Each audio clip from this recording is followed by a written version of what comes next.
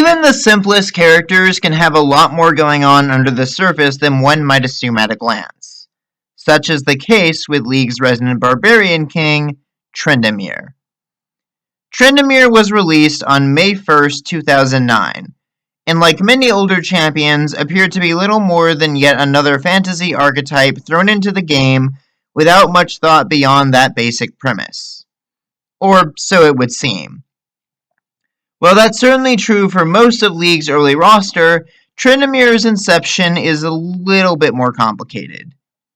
Not only is Tryndamere the online alias of Riot's CEO, Mark Merrill, the character design is allegedly based on a picture of Mark wearing a kilt.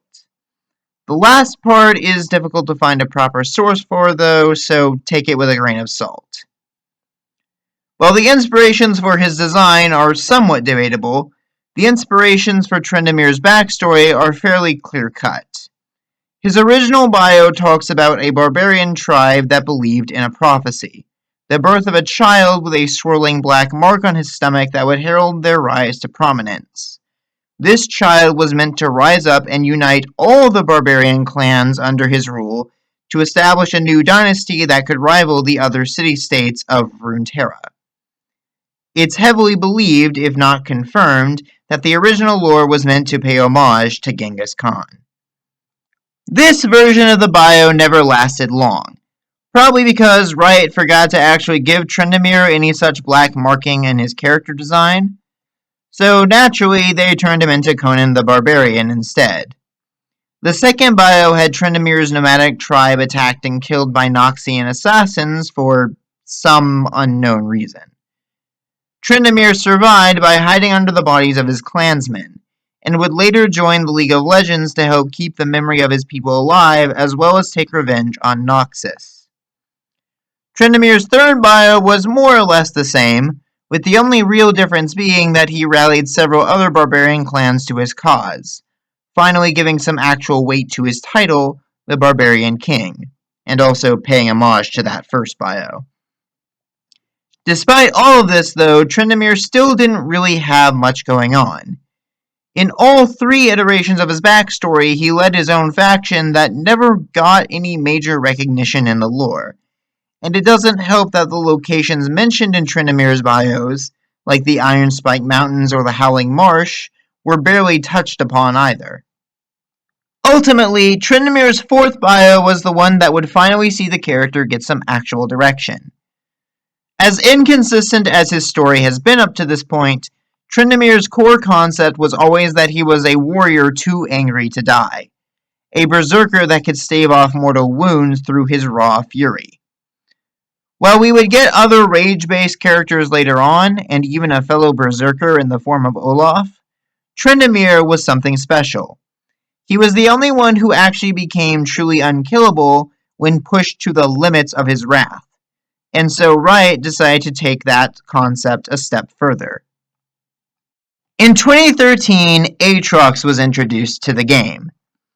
At the time, he and the other Darkin were enigmatic figures lurking in the shadows of Runeterra's history, influencing its course for unknown purposes. Aatrox, in particular, helped to turn the tide of several major wars by bestowing the losing faction with a mysterious power. This power manifested as a primal rage that let Aatrox's chosen warriors fight with inhuman strength and stamina, at the cost of losing themselves to the fury until they emerged victorious.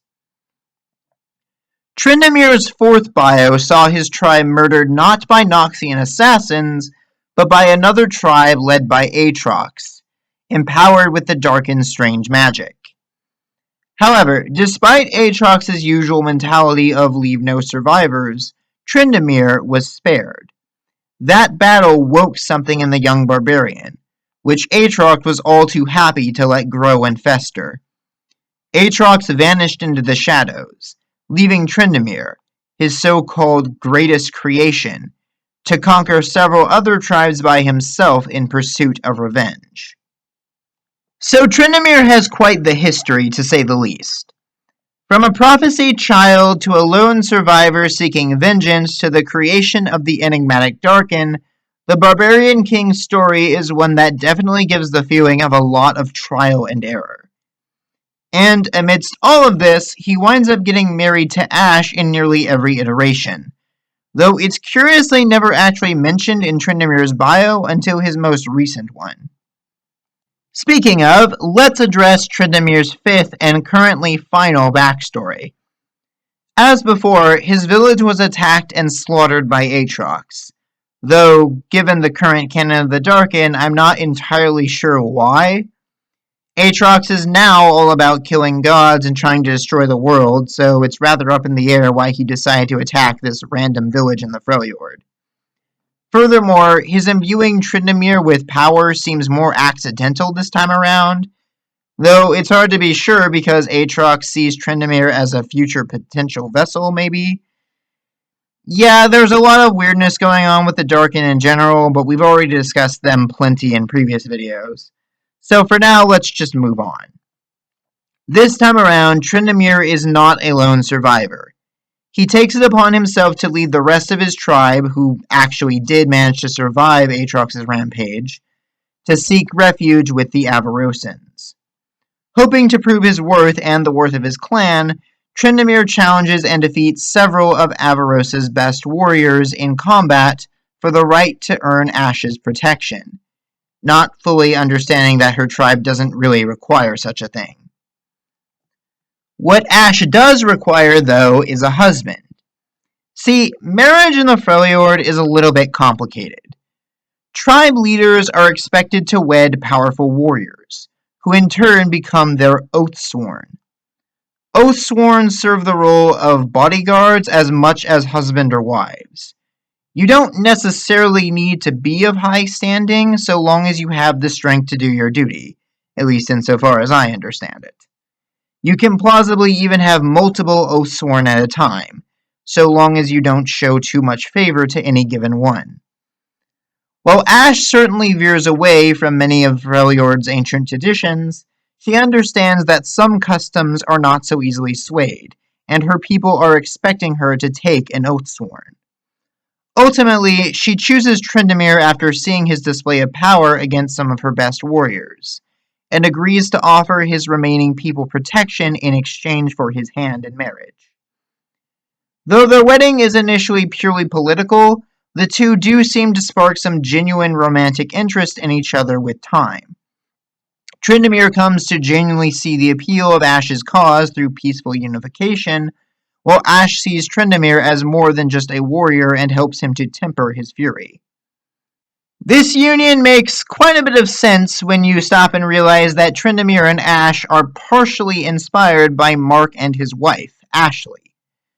A bit odd that their marriage was only ever covered in supplementary material prior to the current canon, but Riot has put a little more effort in recent years toward exploring the characters' relationship. By which I mean they got a few voice interactions in the card game and not much else. Overall, Tryndamere is a character that Riot never really felt like they had a solid direction for until recent years. But the direction that they're heading shows promise. Though I personally have some issues with how his connection to the Darkin was handled, it does make a degree of sense. Certainly, it can be argued that the connection was overall kind of pointless since the Freljord already has berserkers, again, such as Olaf, but Tryndamere's rage goes beyond that of normal berserkers. We see this at play in Tryndamere's most recent short story, in which he stops an axe with his bare hand and the wound closes moments later. Tryndamere's survivability isn't due to just his rage alone. Aatrox somehow infused the man with blood magic that gives him superhuman healing. There's a reason why Olaf's ult simply makes him immune to crowd control, while Tryndamere's makes him immune to death entirely. Frankly, it would be interesting to see which one came out on top in a proper battle, but goodness knows if Riot will ever let us see that fight. Anyways, the last thing to talk about here would be Tryndamere's VGU, which, to be honest, I don't really see the point for. Like, his current design isn't that bad. A little generic as fantasy barbarians go, sure, but like Shyvana and Nocturne, Riot seems to have already committed to the current Tryndamere through the card game. Many fans argue that a VGU should just be him putting on a shirt or some armor, and I know that a few of you agree with that assessment, but, well, while it's certainly true we have a ludicrous number of men running around the tundra shirtless, I feel like Tryndamere is the only one for whom it's truly justified. Tryndamere is literally too angry to die, in no small part because he's straight up not even totally human anymore. The man doesn't need armor, because it's borderline impossible to land a killing blow on him anyway. If anything, it would just slow him down. Yes, he does still wear a helmet, though I imagine that's because no matter how intense his regeneration is, a good strike to the head could still be lethal. Overall, if we were to give Tryndamere a visual update, I think it would be more interesting to see Aatrox's Darken corruption starting to take hold, similar to Kayn or maybe even Varys' followers. It could really put his relationship with Ashe to the test and give his story an interesting direction to follow. But for now, the future of the Barbarian King is very much up in the air.